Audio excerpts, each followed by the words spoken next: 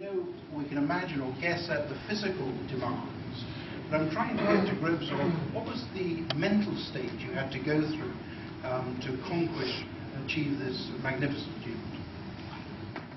Insanity. Yeah, I think there was some colonel from the Cheshires who was talking about bravery and anyway, it's a sort of discussion that you have at Sanders about bravery and the difference between bravery and stupidity. And yeah, sometimes I do wonder whether whether it's just pig-headedness or whether it is bravery.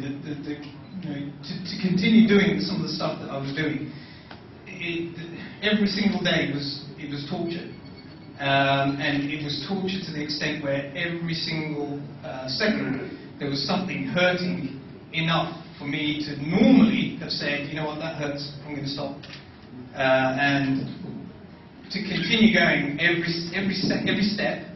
I had my big bathroom boots. There was a metal thing that was knocking onto my heel. And so, it's not a big deal to have a little knock like that. But if you have that little knock continuously for every second, every minute, every hour, 12 hours a day, every day, it just drives you crazy. It drives you mad.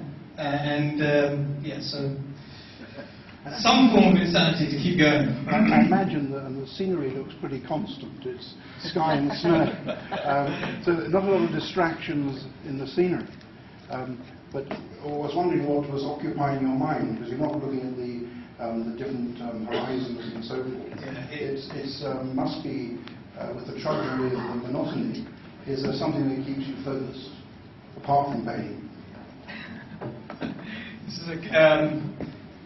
This is something that I was asked at Nabs today.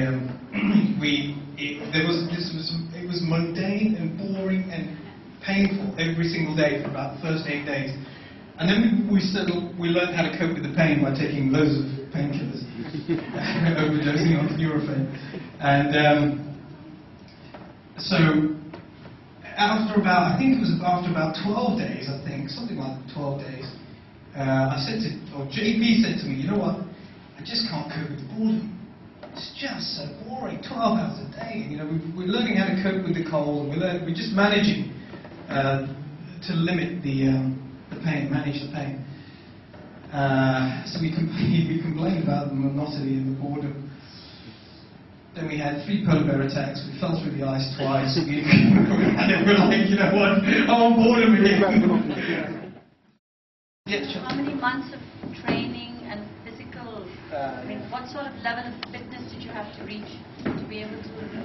Yeah, that's a multi-layered question, mainly because it was almost as if it didn't matter how fit you were, you would never be fit enough, you would never have trained enough to do what we were doing. Even if I'd walked, 30 kilometers a day, dragging 50 kilograms, it wouldn't have been enough to simulate the cold. And the cold was the biggest factor in the whole thing, because I was in the army a long time ago. I've been playing football and rugby most of my life. I've competed 3 times in the British biathlon championships, cross-country skiing and shooting. And cross-country skiing is one of the hardest sports aerobically, because humans are, the cardiovascular system for a human is only designed to service 2 muscles. So running, you use your legs, and there's enough oxygen to service your legs. But for cross-country skiing, you're using your legs and your arms at the same time. And horses, fine, but humans, it's not so good. So you have to be really fit for that. And I still had a lot of trouble. I don't know, how long, Neil? Did I start using that cross-country machine and lie convincingly?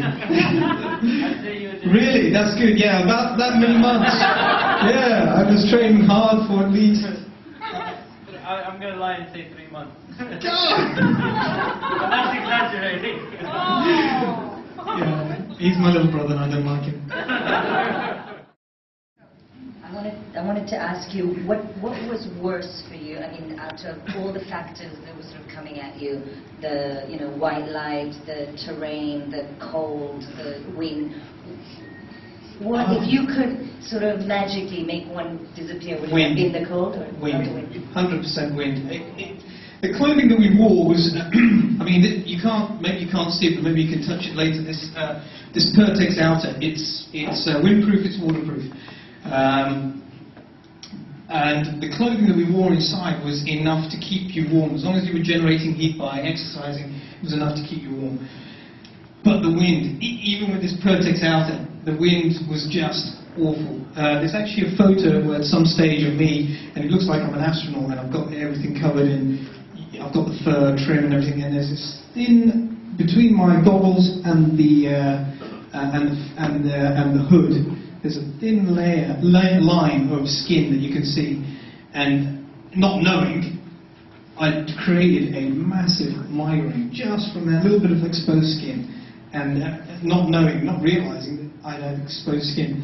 And one of the days I actually got,